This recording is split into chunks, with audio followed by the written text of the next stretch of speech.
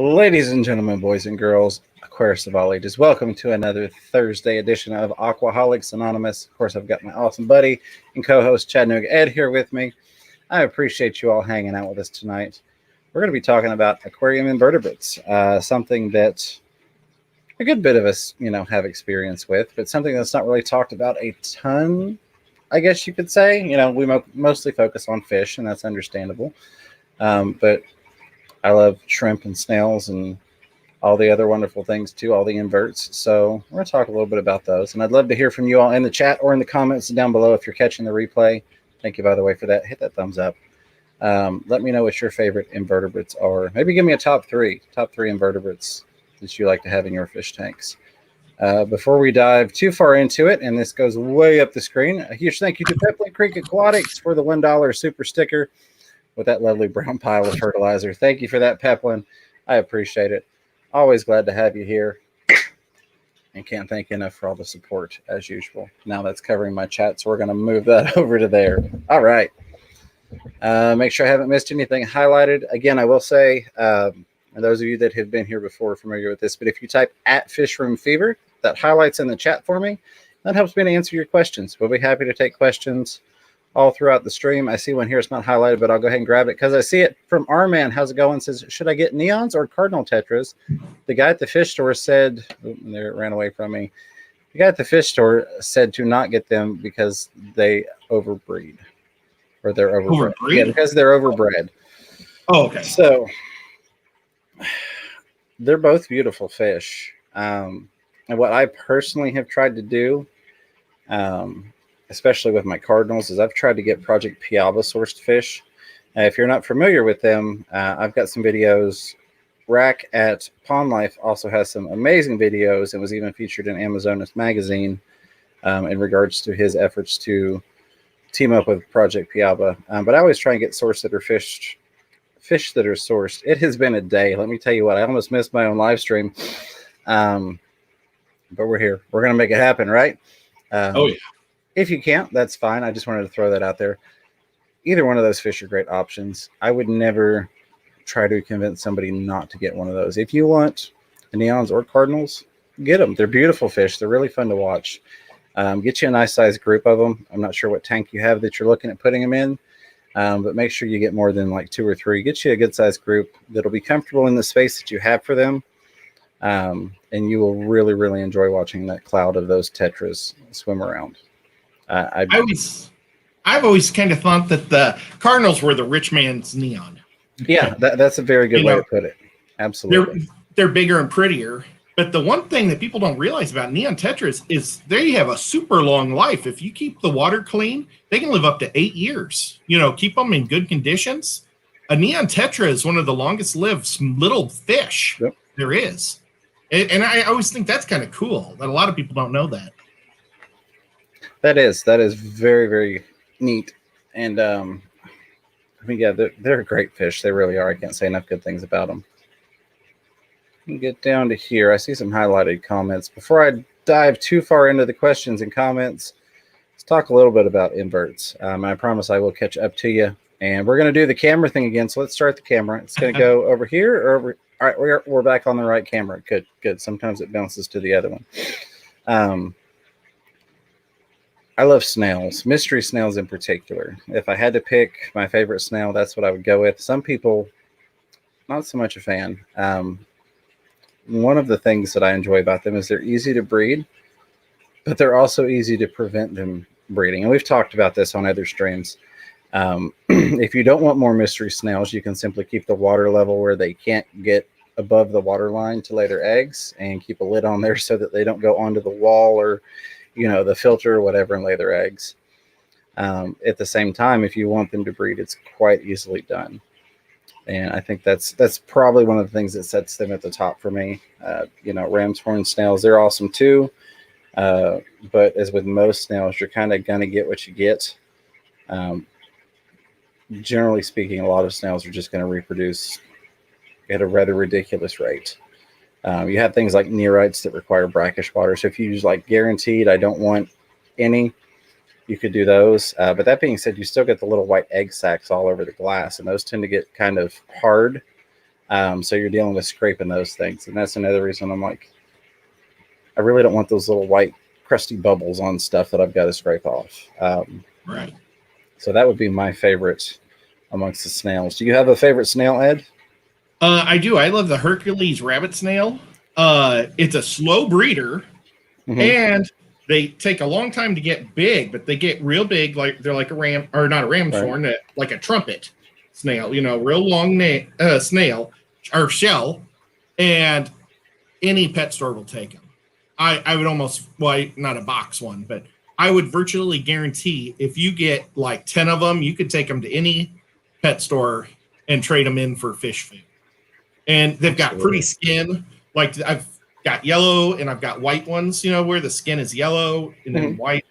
They like to play possum. Whenever I walk in, they're all on the glass and they all drop off. So you want to make sure you got sand as your substrates. You don't want a glass bottom, because I've seen at pet stores where they have broken shells.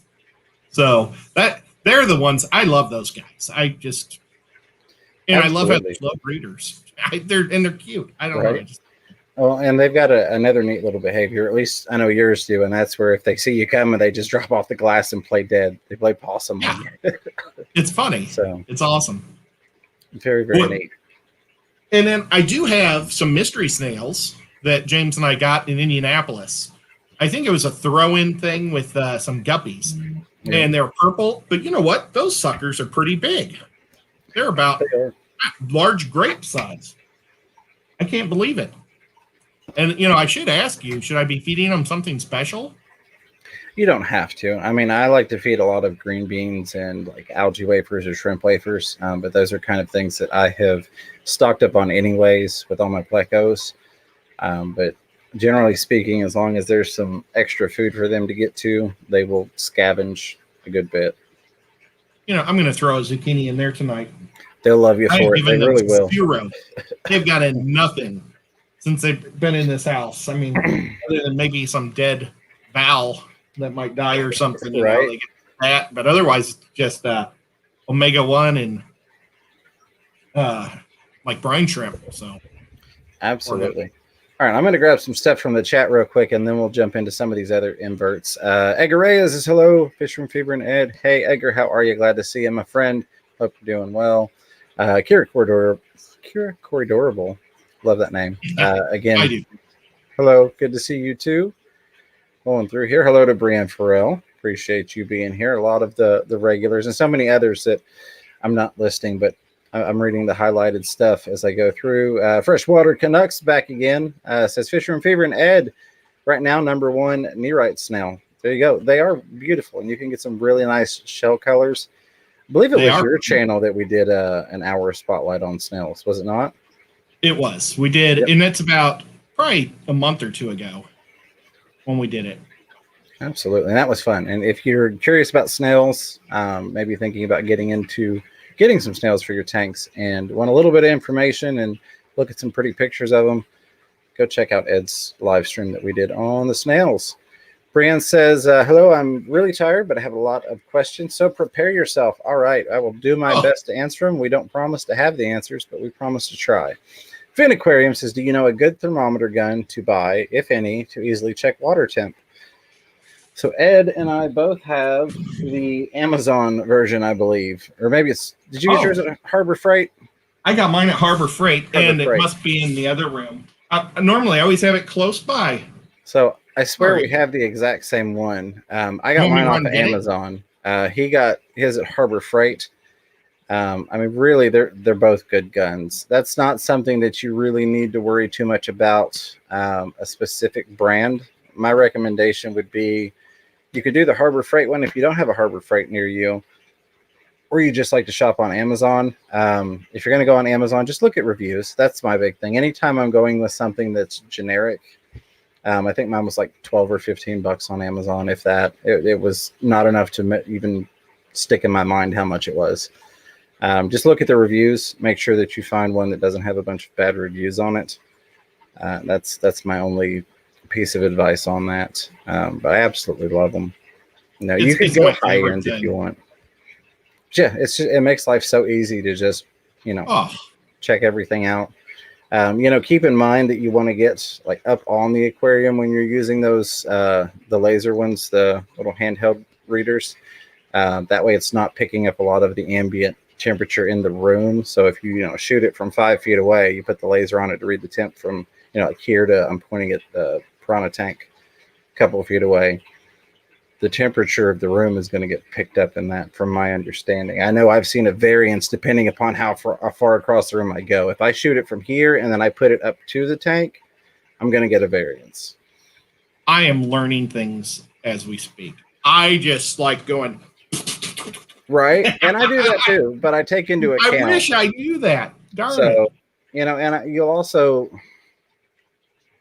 not that it really matters too much. Generally speaking, as long as our tanks are within a range, we don't worry about the temp. So if I temp this and it's 78 instead of 79 or 70 instead of 80, I'm not going to go, oh my God, it's not exactly where it should be at. So I might temp it at the bottom of the tank. It's got a different temperature than maybe at the top of a tank by a degree if it's a really tall tank. You got a 90-gallon tank and your heaters are at the bottom and maybe you don't have perfect water flow. But it's great for checking ranges. But that's really all my advice on the temp guns. Roll through here. Furloughs Aquatics. What's going on, Eric? And it's Furloughs Aquatics and more. I like the name change. Furloughs Aquatics and more. Got to see what the and more is about.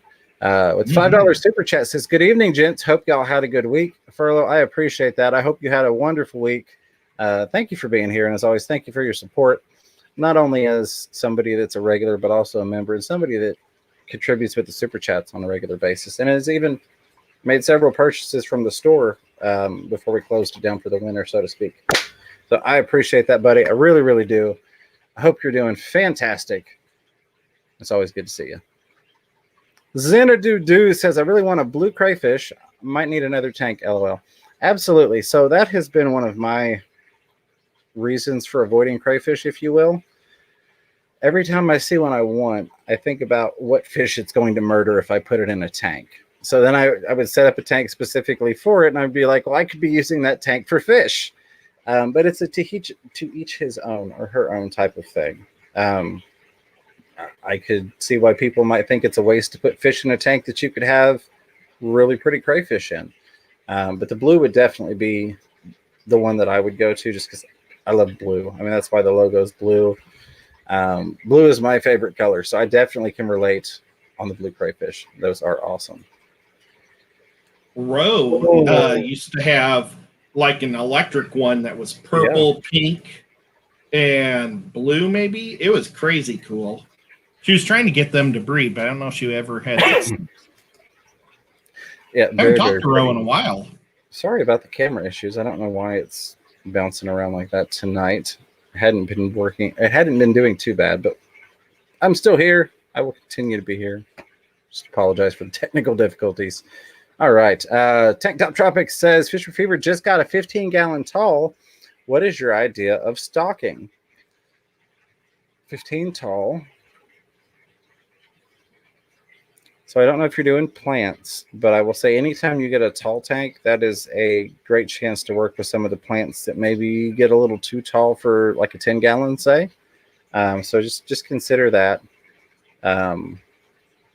I really love to get tall plants in the tall tanks. That's one of my favorite things about them, escaping them out with, plants that I wouldn't do in a 10-gallon maybe. I agree 100%. In terms of actual stocking ideas, I guess we'll preface with the usual. Make sure you get something you like, not just because we say, here's a pretty fish, because it does no good for me to tell you to get something and you don't like it. That being said, 15 tall. Again, I'm thinking planted. We're talking inverts. I'm definitely going to get some cherry shrimp in there. You could do a different color variation, but I'm going to get some neocordinas in there. Be a good place to get a couple of mystery snails or some rabbit snails. A good place for that. And then we move on to the fish. I'm going to say ember tetras. I think you could do a really pretty tank with some color contrasting of some different colored shrimp, some ember tetras in a planted tank, and then maybe some purple mystery snails. couple of them in there. Not overstocked on, but just throw a couple in there, give some activity. They're fun to watch. I really like when they go and ride the air bubbles off the sponge filter. They'll fight their way down the airline and then get all the way to the uplift tube and then just let go and kind of parachute out into the tank. They don't do that all the time, but I always enjoy seeing that. So there's my thoughts. Ed, what about you, my friend? Well, you know what? Since we're talking invertebrates, how about pom-pom crabs? I like They're it. super cute crabs. They don't attack anybody. They don't even attack each other. They've got the pinchers, but they kind of have like a bunch of hair that catches stuff. Mm-hmm. And I think they just use them kind of to eat. But they're real funny because they would climb up a real tall thing in your. They're completely aquatic, so they don't have to breathe. Right. But they'll crawl up a really tall weed or whatever you got in there, and then they fall and they. Oops, I just hit Nico with my glasses. Aww. I'm sorry, buddy. He got very offended. But I won't do the falling crab dance anymore. But it's hilarious to watch him fall, and that's what I would like to do is get some crabs or some pom-pom crabs.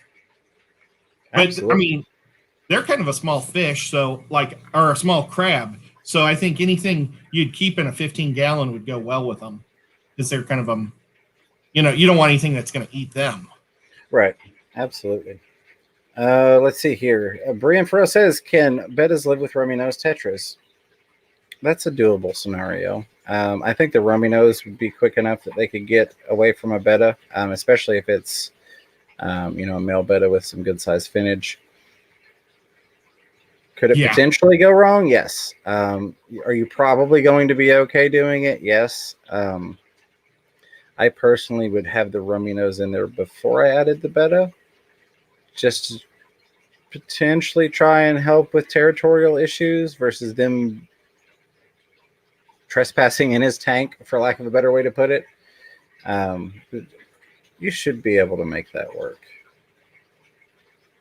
So it could go wrong, but I think you'd be okay. Again, I'm one of those people that's more prone to trying something and keeping an eye on things and monitoring for problems versus just outright saying no. So I'd be willing to give it a try. All things fish.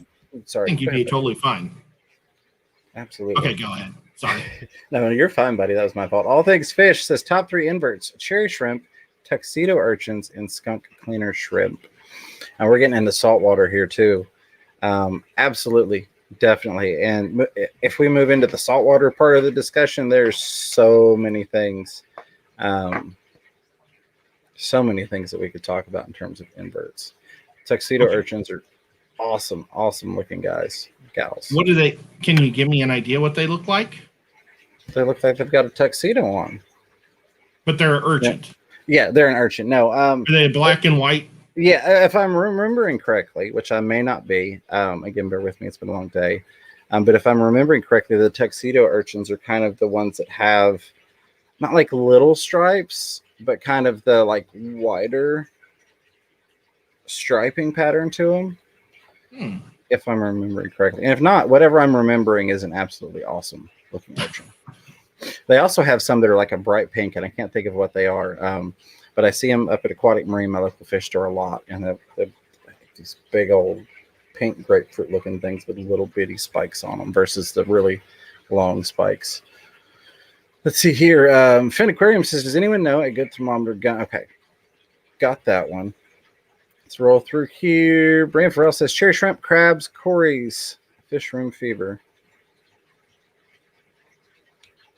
Maybe I'm misreading that or misunderstanding. Maybe that was an autocorrect. Yeah, cherry shrimp and crabs, definitely. Xanadudu says, "I got 20 cardinals and 15 neons today. Still getting babies from your inlers." Awesome. I'm glad to hear it. I figured those guys would breed out well for you. Good luck keeping up with them.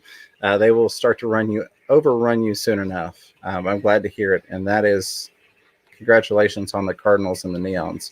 Beautiful fish. Absolutely beautiful fish. Somebody asked if I sell mystery snails. I will when we're shipping again. So when temperatures are right for shipping and I don't have to worry about fish dying off, because that was kind of disheartening in a lot of ways. Everything was going great, had 0 casualties, and then holiday season hit with cold weather and shipping backups, and had a couple shipments that just got lost in the mail, so to speak. They got delayed for forever and things died.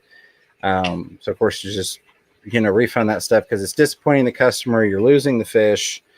I hate for fish to die anyways. I really hate for fish to die when I'm sending them to other people, and I really, really hate it when they've paid for those fish. So it was just a lot of upsetting things. So I was like, it's not. I would rather not be doing that, and keep everybody happy and the fish alive. But yeah, we will get back to that. And I appreciate you asking. Thank you, Zen Ginger, for posting the links. Sin City Nerm says, Nerm, love it. Mystery snails are my favorite. There we go. Team Mystery Snail. Best way to incubate eggs out of the tank. So I generally don't pull mine out of the tank. The way I set mine up when I'm going to be breeding mystery snails is that I will have a glass, or I will have a top on there. It doesn't have to be glass. It could be the polycarbonate. But I'll have a top on there, and then I will get an air stone to where it's creating surface agitation just below them. So you've got those bubbles popping on that egg sac. So it's keeping some moisture there so the sac doesn't dry out. And I have found that works phenomenally well. If you're not in a position where you can get an extra air stone in there, or you can maybe move your sponge filter underneath to do that, I've found that even just going through once a day and taking my hand, splashing some water on that egg sac, and just repeating that process every day as I go through and feed has been able to keep them damp enough to be able to hatch and not dry out. I've tried a couple different things in terms of pulling them out of the tank. I've not really found a way that worked well for me. There are some good methods out there, and there's like the damp paper towel in the Tupperware container with some holes poked in it. They just didn't work as well for me. I found that I got better hatch rates when I was doing it the ways I just mentioned. Not that those other ways don't work, and some people might have higher efficacy, or they might have better results doing it that way. You could take it and float a piece of styrofoam in a small Tupperware container, and that way, as soon as they hatch out, they can crawl off the styrofoam down into the water. And I've seen people have good success with that. So that's probably, if I'm going to recommend one, I'm going to recommend doing it that way. And I think down the wormhole, I know she's got a mystery snail video. That was like one of the first videos I watched on mystery snails forever ago, before I even knew who Down the Wormhole was or had talked to her or anything. She's got a mystery snail video that I know I found helpful, even though I can't remember exactly what was in it at the moment. But I remember going, that was helpful. And then I found Down the Wormhole. I'm like, oh, that was your video that I watched forever ago. You should make one, James. I should. I need to make videos in general. I'm working on it. I'm sorry, I wasn't trying to. No, you're good, buddy. You're good. But no, saying, you're absolutely right. I do need to, and I am working on it. And that's a thought that is constantly. How long does it take for them to hatch? Like, is it a couple days or? It's usually a couple weeks. Oh, so, cheaper. That's a lot of work. I haven't really kept track in the sense that normally when I have them breeding, I have so many clutches going that it's not like I'm watching one clutch and going, oh, hey, this one, was laid this day and it hatched this day. Usually it's like, okay, I've got 18 clutches of eggs, and I'm just kind of watching until they start to get a lighter colored, I don't want to say moldy because you don't want a moldy look, but they start to look like they're deteriorating. And then I know they're getting close to hatching. Dave's Aquarium Thoughts with $2 super chat and the big thumbs up. I appreciate that. Saying hello with that thumbs up, Dave, and the $2 super chat. I assume you will be going after Chattanooga Ed, who follows this show. We're going to go over to his channel. We're going to have some fun. Real quick, I will say, if KG Tropicals does move up, we also will move up and just kind of adjust the time slot. So you'll be able to see Aquaholics Anonymous a little bit earlier if they do move up. And then I'm sure Ed will more than likely bring the nocturnal feeding show up as well. Oh, yeah. It would make sense. Absolutely. So, Dave probably would too. Probably. So just wanted to bring that up since that was potentially mentioned. If KG does move up, we'll move up as well. And that'll be nice to kind of be able to do, I don't want to say wrap the night up earlier, but not be starting so late in the day. I know we have some people that don't really get to watch Thursdays because it's a lot later than our Saturday show. If you're new here and you haven't been around before, we do a live stream Saturday Night Fever at 8 p.m. Eastern Standard Time. So you can check us out there if this is a little late for you and you just happen to be catching it. But thank you, Dave, for that. I just wanted to address the potential time slot shift while we were kind of talking about it with Dave's Aquarium Thoughts going on later tonight. And then he had a question, or had a comment rather, says, I like Septaria porcellana. Septaria porcellana? I think I got that. Marbled lippet snails, nerite like. Have yet to see white dots. Maybe it's just me, but I found that especially on my driftwood, I end up with these little white dots that look like egg things. Maybe it's just me though. I don't know. And maybe I'm getting the wrong kind. Maybe I'm getting a kind that does that and you've got some cool ones that don't. But that's just what I found with them. But that's good to know. I'll have to look into that. If I can get some, I don't have to deal with that with some nice patterns. Absolutely. BCFR says rabbits for the win. There you go. Another rabbit snail person. Christine Gauthier says loving my rabbits as well. All things fish says love my freshwater stuff. And I'll always have some neos and some flavor, but salty inverts are where it's at. They really are. If you want to get into the really, really nice stuff, and I know there's some really quality like showline caradinas and really awesome expensive crayfish, but the fresh side still doesn't compete with the saltwater invert side. Can't disagree with you there, my friend. Finn Aquarium says, does anyone know a good, that's the thermometer gun again, asked and answered. Roxanne says, what's the difference between mystery snails and apple snails? Apple snails are larger. I know there are some scientific differences and somebody will probably point them out. Excuse me, but I actually haven't kept apple snails. By definition, I don't think. It's kind of like pond snails and bladder snails. Most of what we have in our tanks are actually bladder snails, but we call them pond snails. And I've seen a little bit of that used with mystery snails, where that's a mystery snail, it's an apple snail. I believe they're two different scientifically named snails, though. Could be wrong. Wouldn't be the first time, not the last. I think they're like together though. Like they're in the same family. Right. So like you might have a tabby cat and a Persian cat. Right. But they're still just small felines or whatever. I don't know. Well, if you're giving me cats, give me Nico and Baby Cat because they're awesome. Okay, if I got Baby Cat. But no, I'm pretty sure that apple snails are part of the mystery snails, but they're just a big, huger one. Gotcha. That makes sense. I gotcha. That makes sense.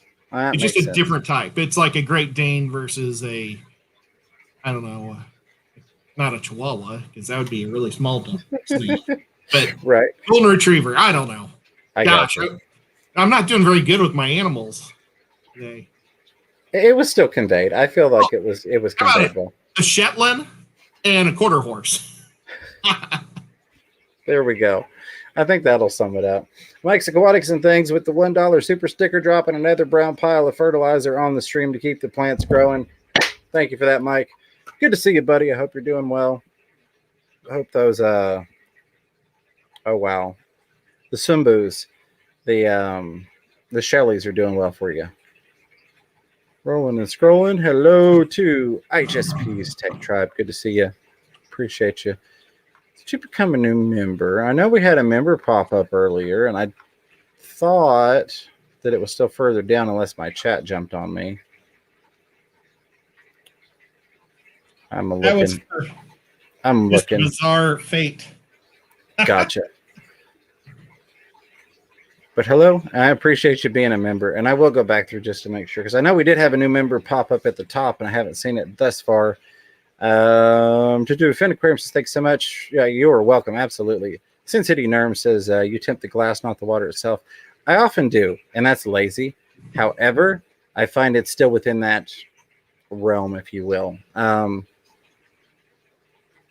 You could tempt the water, but you're not going to have huge variance.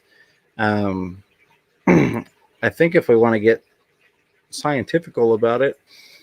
I feel like, in my opinion, the temperature of the water is going to impact the glass more than the ambient temperature of the room, unless you were in an area that has a very large disparity between the two. So if you're in a room that's 60 degrees, 40 degrees, and your tank is 80 degrees, that's a big difference. That outside of the glass is probably going to be a fair bit colder than, the other half inch. And somebody mentioned thickness of glass somewhere. I don't know where it went. But I feel like, given that most of my rooms are set to like 78, 80 room wide, temping the glass and temping the water, there's not enough variance in that to impact it. If I see that a tank is within a couple degrees of optimal, if you will, then I'm good. Now, if I temp it and it's showing 5 degrees off from where it should be, then I'm going to temp the water, and then I'm going to probably actually grab a thermometer to drop in there to get a reading off of it, just to be sure and say, oh, a heater's gone out. But yeah, you would be correct that, technically speaking, you would be more accurate to temp the water. I just have not found in my experience that it has justified me taking the time to go and temp the water, especially because I've got, racks of tanks. So some of them you're like up here temping the water, and it's easier to just go boop, boop, boop, that type of thing. Rolling and a scrolling. Sandy Remiker, how are you? Says, I have blackbeard algae in my Oscar tank with plants. Any idea of how to kill it, or will it harm my plants? So blackbeard is good at overrunning your plants. Absolutely. It can, quote unquote, harm your plants. Generally, when you're seeing blackbeard algae, that is due to an imbalance. So you were looking at things like, what is your light source? How strong is it? How long is it on for? You're looking at things like nutrients. Am I adding fertilizer? If I am I adding too much fertilizer? What is the bioload in the tank? How much waste is being produced? In this case, you've got Oscars, and those generally are good at producing waste. So you can do a couple things. You can shorten the lighting. If you've got some really intense lights and they have an option to make them less intense, you can dim the lighting some. That can help. Generally, what I would recommend, if you're seeing those problems, cut back to 4 hours on your light. Cut your light cycle back to 4 hours a day. Your plants should be fine for quite some time. I don't know, people mention blacking out the tank, and that can work, but it takes a long time. I've found that I've seen tanks that can go a couple weeks without their actual light being on, and the plants are still fine. Are they flourishing like they would if they were getting that light every day? No. Are they still alive and healthy? Yes. But cut it back to 4 hours a day. See if that helps. Get you some water changes in there just to make sure that you've not got an overabundance of nutrients for that algae to feast upon. If you've got, like guppy grass, something that soaks up a lot of nutrients quickly, in another tank, you've got something like that, maybe you could toss it in there short term to see if you can't help pull some of that stuff out. But really, that's just treating the problem and not the cause. And we kind of want to get to the cause. So cut the light back. See if the water changes help. Find where that happy spot is and then maintain it. So you could cut them back to 4 hours a day. And then a couple weeks later, you go, oh, the blackbeard algae is gone. And you could start trying to bump it back up. Go, I'm going to do 5 hours a day. Work from there and find where that happy spot is. Another thing you can do is H2O2 treatments on blackbeard algae. I have found that works fairly well, especially if you've got, I've got cherry shrimp in just about every tank, or some form of neocaridina in pretty much every tank. Once that the blackbeard algae gets sprayed with the H2O2, and then it turns that pinkish color where it's dying off, I've found that the shrimp absolutely love to eat that stuff. But that would be what I would give a try. Like I said, you can try and fight it with H2O2 and manually removing it, and then you can try and treat the cause of it by checking on your nutrient levels and your light cycle. Leo Contreras with the $4 super chat. Thank you for that, Leo. Very much appreciated. There we go. Says, pistos with guppies and guppy fry safe. I would say no. Could it work? Maybe. Are those apistos probably going to pick off any guppy fry that they come across? In my experience, yes. Do they hunt at night? I don't know that they do. I've never really seen them hunt at night. But that would definitely be an instance where I could see nighttime, maybe the the apistos are kind of sleeping in their area and some stray guppy fry go to the bottom and end up in front of them, and they become aware of it and eat them, I don't know them as nocturnal hunters. They could be. Not something I've observed, though. But generally speaking, that's when I destroy them. I probably wouldn't try. And if you do that, know that you're doing it without the expectation of your guppies multiplying a ton. Yeah, somebody was asking earlier about guppies and bettas. I wouldn't put a betta with my guppies either. I have a few bettas in this room, but they aren't in any tanks with guppies because a boy betta is going to think a big, pretty boy guppy is probably another betta. Yeah, absolutely. I mean, guppies aren't. I mean, yeah, they seem fast. The girls might get away, but the boys are going to get slaughtered. Yeah, I agree with you. Absolutely. All Things Fish says, I've bred several variants of crays, and while it was fun and I'm glad I did it, I sure wouldn't keep them again. Haha. There you go. I can understand that. And I feel like there are a lot of things that may happen with us in the hobby. We do stuff and we enjoyed it. And it was fun while we did it, but maybe we would never go back to doing it again. We find new focal points and new things to do. But that's awesome that you bred them. I didn't really have luck the little bit I did try with breeding crayfish. So, a thumbs up on that. John Cox says, Rose active again. Talk to her a bit in a live stream. Well, awesome. There you go. Glad to hear it. Roll on down through here. Tim Carter with $5 super chat says, camera fund, LOL. I need to order another one. This one had stopped acting up for a while. And I had ordered a new one and it was horrible. I'm sure some of you all that are regulars remember that stream. I put the new camera up and it was just blurry. I mean, it looked like we were in 420. So I just sent that thing back, even though it was high def, all that wonderful stuff. But I appreciate that, Tim. I do. It's good to see you, buddy. I hope everything's doing well for you there, all the fishies and whatnot. Thank you for the support. Thank you for being a member. And just thank you for being a pal and hanging out with us. Mm-hmm. Rockin' Ricky says, I hear you on the blue fish room fever.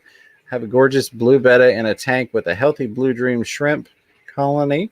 Very nice. Sorry, I stopped on the shrimp emoji. Shrimp colony looks awesome against the black substrate and green plants. That sounds awesome. And I'm very much a color contrast person. So like my zebra pleco tank, even though that's not an optimal place for neocharidinas with the higher temperature, I got the blue dreams specifically because I wanted to contrast the black and white of the zebras, and also the black and white sandy type substrate that I had used up against the hardscape and then the plants in there. I just the color contrasting thing. I absolutely love doing that.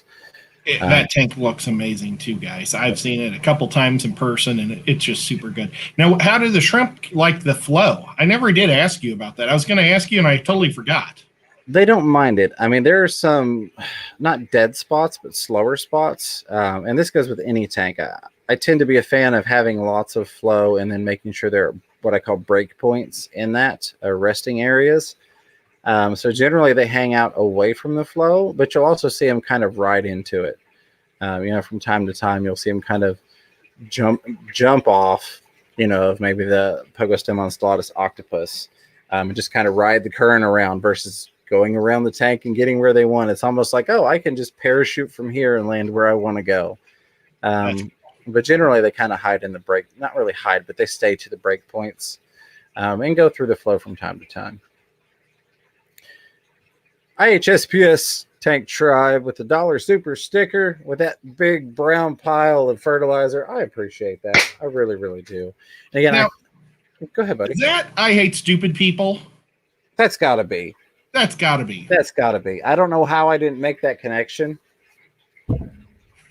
That's it. That's got to be it. Because that's what I typed to say hi to her. So And see, that makes perfect sense, and I feel like an idiot for not realizing that. I'm gonna go find my dunce hat and put my aquarium co-op hat somewhere else.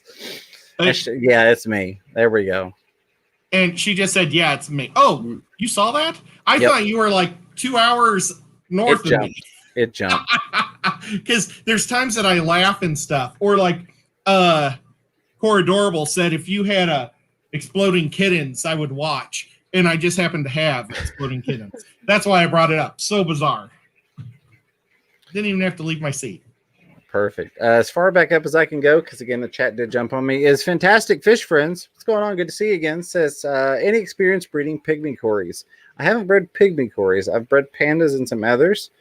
I could definitely be wrong. I don't know that there's a whole lot of difference in breeding them. I know that the meaty diet really helped with my cories, and this is debatable. So I will once again say, in my experience, I did tend to notice the breeding more often after the colder water changes. The relevance of cold water changes has kind of been debated back and forth as well. You were doing cold water changes, but was there another factor that actually played in? I saw a direct correlation there in my experience. But definitely I like to feed a lot of the like frozen brine shrimp. If you can get some live foods in there for them, but definitely lots of high protein. And that has always seemed to work well for me with breeding any of the cories. Oh, and a lot of things for most matters. I was trying to drink water, so I wouldn't drip on Nico, and I still did. Brian says, ideal amount of guppies in a 5-gallon tank. I'd probably do a trio, knowing that they're going to breed out, but I probably would do it. So if you could find a strain that the males weren't overly aggressive, do a reverse trio. Put you 2 males and a female in there, so you got the extra color from the 2 males. But a lot of guppy strains, most of them, the males are fairly aggressive at trying to breed. But I really wouldn't go too much further than that, just because they're going to make babies. Now, if you're going to go like all males, you know, and put you half a dozen of a really pretty male in there. I would do 6 different types of boys. There you go. Whenever I hear 5 gallons, I think desk at work. Yeah, there you go. I don't know why, but I always think that. And you could get like a couple of fantastic looking guppies, and they'll dance for each other and stuff, and it'd probably be a lot of action and just beautiful. Yeah. Somebody said 4 males, no breeding. So there you go. There you go. Perfect. Absolutely. I'd throw a shrimp in there too. A couple people asking about if things move up, would you still be the nocturnal feeding? Yeah, absolutely. It's still late for us on the East Coast, even if we moved up an hour. People mentioned it'd be nice to catch it earlier. And I normally eat after the show. So, yeah, it's still nocturnal for me. I'll probably be going to Taco Bell after this. Brienne says, what would the ideal amount of shrimp in a 5-gallon be? Dozens and dozens. I mean, those things can really crowd in there. They really can, assuming that you're doing your water changes as you should be, and just your standard maintenance. You can have a lot of neochiridinas in a tank. You really can. I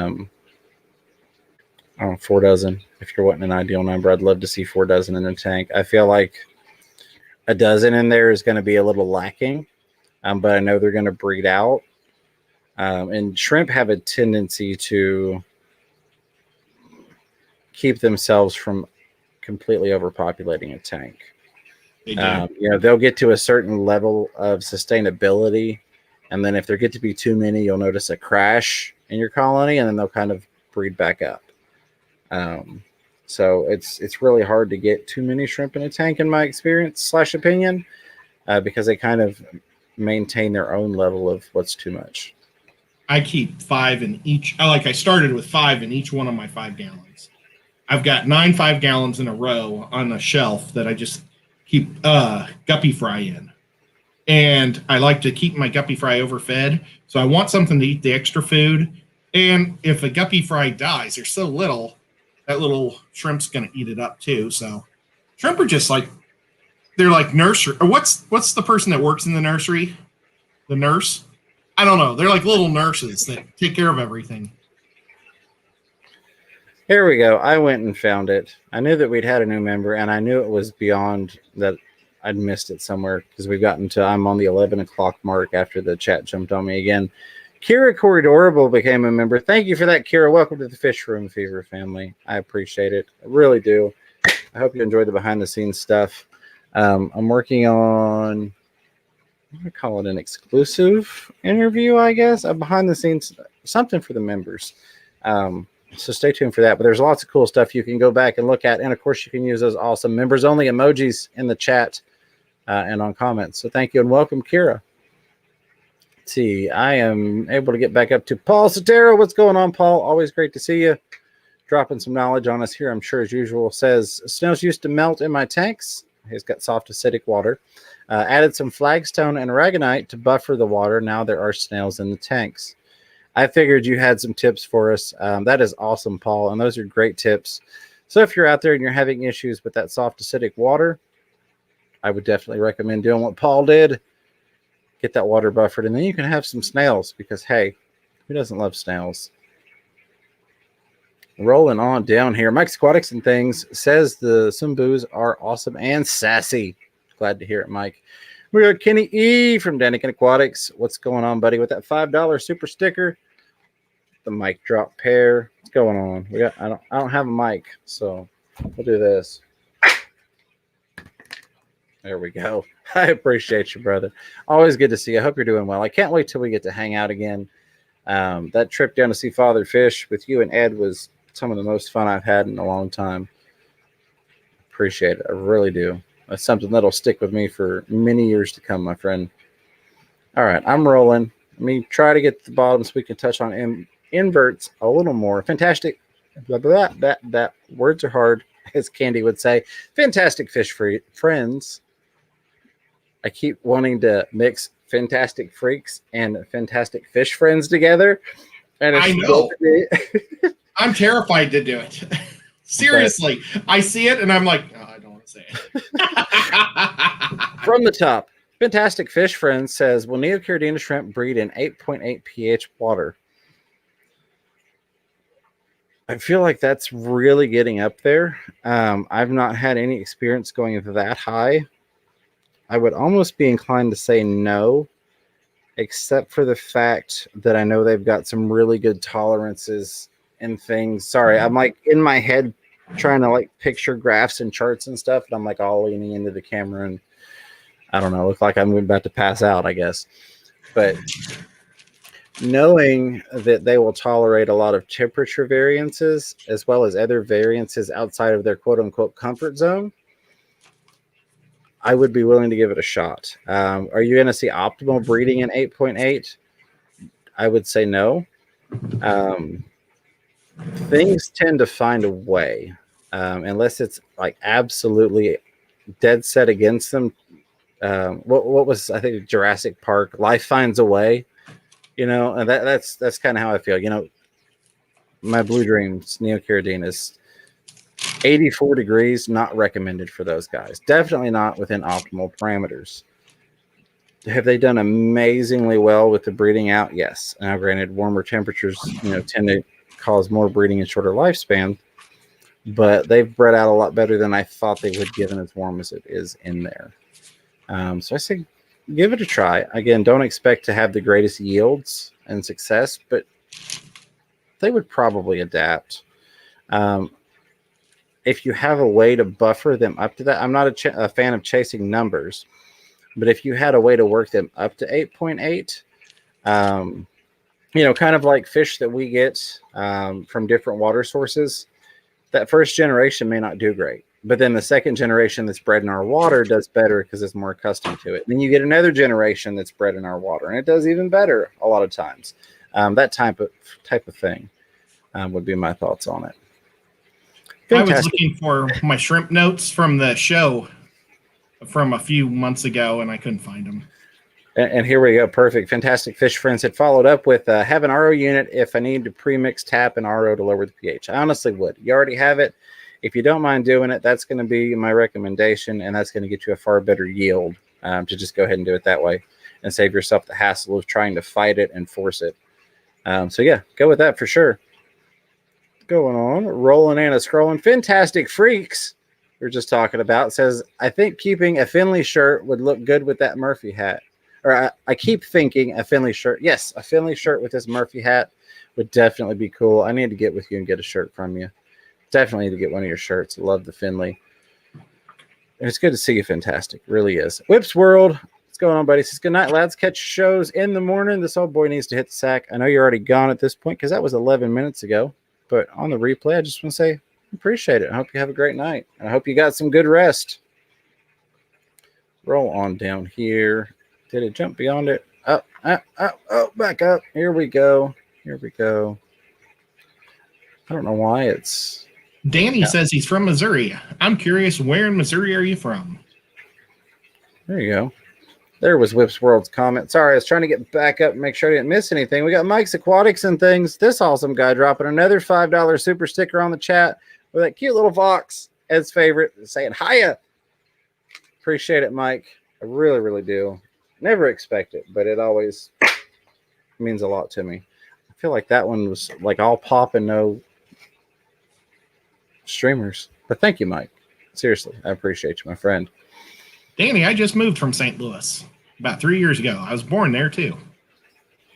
Crazy. Small world.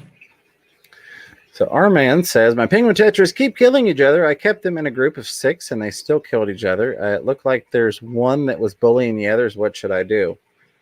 If you've found that one of them is more aggressive than the others, my chair sank down on me. There we go. If you are seeing that one in particular is more aggressive, feed it to the piranhas. Now, in all seriousness, though, if you have one that's causing issues for everybody else, I would remove it. Maybe you have another tank that it could just randomly go in that it wouldn't be a harasser. Maybe you could just take that one to the pet store, your local fisher, be like, here, just take this guy. I don't care. Just have it. Or maybe you could take it in and go, I want to get 6, but this one's a butthead. You know, this was a pain in the backside. Can I trade this one in? You know, honestly, I'd just give it to him. If it was that, if I knew that it was a harasser and I really wanted to keep those fish, I would get rid of the one that's killing off the others and then try again. I don't know what size the tank is. I mean, a group of 6 is good. That's kind of the status quo recommendation for a minimum. If you had room for 10 and you got rid of that harasser, I mean, they're beautiful tetras. The penguins are. Penguin tetras. I had them for a while, and they chased each other, but I think there was always a different one chasing. It was kind of like a game they played. And like my black tetra, neon tetra, my black neon, whatever. I got him all by himself. He came with a tank, and he used to run around with them too. So I don't know. I would make sure that they're actually attacking each other, not just having fun. Yeah, definitely. But I mean, if they're dying off and you're seeing that one is an aggressor, then yeah, definitely I would personally get rid of that one and give it a try. Like I said, 6 is a good safe number to have. If you could do a couple more, again, I feel like that might also help spread out some of the chasing. Like Ed mentioned, it seemed like they're just playing a game all the time. But that's my thoughts on it. Speaking of thoughts, Dave's Aquarium Thoughts. Welcome to the team. I appreciate you becoming a member, buddy. You've been a long time supporter and friend of the channel, and I appreciate that. Welcome to the Fish Room Fever family, brother. Thank you very, very much. I see a $20 super chat that's hanging up there, and I did finally get to it. I found it, and that is from Mary Beth McCubbin. Says, just because I wanted to learn how to super chat. God love you for that, Mary Beth, and thank you very much. $20 super chat just to give it a go and see how it works. I can't. That's awesome of you. I mean, that really means a lot, and it's very cool of you to do that. So I appreciate you learning how to do it here. I don't know what else to say, but thank you. And you definitely figured it out. All right. I'm getting closer. I'm about 5 minutes behind. Arman says, it's my second week having my plant. Should I start putting root tabs and nutrients in the water column? What's a substrate? Yeah. That's going to be one thing. So if you don't have planted tank substrate, meaning that it's not infused with extra nutrients, so to speak, I would say, yeah, go ahead, especially if you don't really have a big bio load in there. Now, if you were starting out and you've got, a whole bunch of fish in there and it's already got a huge bio load and those plants are kind of playing catch up to the fish waste that's in there, I'd say maybe give it 2 more weeks. But if you're kind of just getting everything started and you've got the plants in there and there's not really a whole lot of excess nutrients, go ahead and get some root tabs in there and some nutrients. Hashtag not sponsored, but already know Ed and I are both going to recommend Easy Green from Aquarium Co-op, along with their Easy Root Tabs, which are, I think, technically capsules now. But still, 2 very awesome products I use and can't recommend enough. Let's get on down here. 3 minutes to go. Thank you for the warning, IHSP's Tank Tribe. Appreciate that.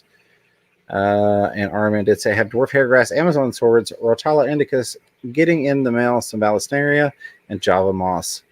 Awesome. So yeah, with that mix of plants, they're going to want a bunch of food, just to put it basically. They're going to want to absorb a lot of nutrients. So I'd say, yeah, definitely go ahead, get you some root tabs, get you some Easy Green, get them some extra food in there, and that stuff should take off for you. All right. I made it to the bottom. 2 minutes left to go. We didn't really talk Neocaridinus. I will say they are definitely my personal favorite in terms of shrimp for your tank. And part of that is my water parameters. I don't really have to do anything for them. I don't have to worry about TDS. My water, as it sits, is kind of perfect for them. Now, if I had softer water, I'd probably be a Caridina guy. I will say they've got some awesome variants in the Caridinas that you don't find in the Neos.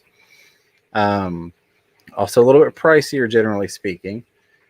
But which I don't understand. Yeah. I don't know. It is what it is. I feel like it's one of those that a lot goes into the lines and getting the really good solid lines that are going to reproduce the same patterns and colors and all of that. And I think that plays into the prices. You put in a lot more effort for that than you do just and Priscilla MK, what's going on? Priscilla says Caridina are fire. Absolutely. And again, I think if my water was closer to that for Caridinas, that's what I would have. But given my waters for Neos, I love them. My Blue Dreams would have to be my favorites, followed closely by my, I forgot, Sunkissed. My Sunkissed oranges from Priscilla MK at Swiss Aquatics. Yeah, well, for the Caros, I think blue bolts are really neat. I'd like to get blue bolts someday. Absolutely. And there are some really neat ones. There's like a tiger one that's real cool too, that has great solid lines on it, and I love those. But I just don't get the Dancing Man ones that cost like $500 a piece. It looks like a little guy doing a jumping jack on its back. Mm-hmm. I get that's cool, but right. I couldn't do $500. Absolutely. But it's all relative. If there was a bajillion jumping jack guys, the price would drop. Jesse at HC Aqua, what's going on, buddy? Says I just got some Celebes shrimp. Celebes. I'm screwing that up. My mind's gone. My mouth's following. Dave's Aquarium Thoughts says 3 more to 100 likes. I didn't even look at how many people we've got in here tonight. 141 people watching, 97 thumbs ups. You all are absolutely amazing. I cannot thank you enough for hanging out with us tonight. We've got a final super chat there. Again, leave me a comment. Let me know. If you're watching this on the replay, what are your favorite inverts for your tank? Yeah. Let us know if there's one of those in particular that you'd like to see us talk more about. Again, we did a great snail show on Ed's channel. Check that out. We also did a shrimps show too. We did, absolutely. Maybe we break those down into some actual videos for everybody. Look at that, 102 likes, broke it. Love you guys. Let me get this $5 super chat from Sandy Riviker. Says, thanks for the advice. Marry my first 2. I appreciate that. I appreciate the super chat. I really do. You are welcome for the advice. That is always free. That simply comes with you all taking the time out of your day to spend time with us. A couple of goofy guys that just love fish. So huge thanks for that. I'm going to go through real quick, just in case I missed anybody, because the chat was rocking and rolling. We're about to head over to Ed's channel right after this gets done. We'll get a link in the chat. We're going to go to the Nocturnal Feeding Show, feeding your late night hobby hunger, because it's late for us on the East Coast. It's 11:30 here now. But, again, welcome to the newest member. Appreciate that. Kira Corridorable. And then we had Dave's Aquarium Thoughts, too. Let me see if this is going to refresh for me. Thinking, running into Ed's time, because that's what we do. We'll start scheduling yours for 11:35 when I set it up. Yeah, I'm gonna run and grab a water in between. Absolutely. I've got this planned. I've got 2 minutes. I got to pick up a pair of scissors, a bag, and some ice and water. Absolutely. So just a friendly reminder, if KG Tropicals does move up, we will also be moving up. That way we can kind of continue on that train. I love following John as much as I hate missing the end of their live streams. Final thank yous here. Super chatters, super stickers from Pepsi Creek Aquatics, Furloughs Aquatics and more, Dave's Aquarium Thoughts, Mike's Aquatics and Things, Colin's Critter Cave, Leo Contreras. I did get that one. Okay. Tim Carter, IHSP's Tank Tribe, Mainly Bettas. I feel like I missed Mainly Bettas, and this is why I go back through. Mainly Bettas, I appreciate that. I literally just used the last party popper I have without going across the room, so I'll grab that and I'll give that to you in Ed's channel. But says weekly shout out to a couple awesome dudes. Can't wait till you start shipping fish. I appreciate that, Mainly Bettas. I can't wait either. Then we had Kenny E, Dankin Aquatics, Mike's Aquatics and Things, Mary Beth McCubbins, and Priscilla MK. I missed that one too. I'm sorry, Priscilla. Priscilla dropped a pile of fertilizer on the chat. Much appreciated. Last but definitely not least, Sandy Rimiker. To all the lurkers, listeners, replayers, the moderators, I can't thank you all enough, the members, and just everybody that kind of hung out and did what they do. I love that you all love fish, and I love you guys. Turn it over to you, Ed. Yep, I'll see you guys all in 5 minutes. Don't forget to keep your... Wait, oh, I messed it up, James. Make sure you get your hands wet and keep those tanks clean. And until next time, keep your fish healthy, keep yourselves healthy, catch yourself a little fish room fever. Take care, everybody.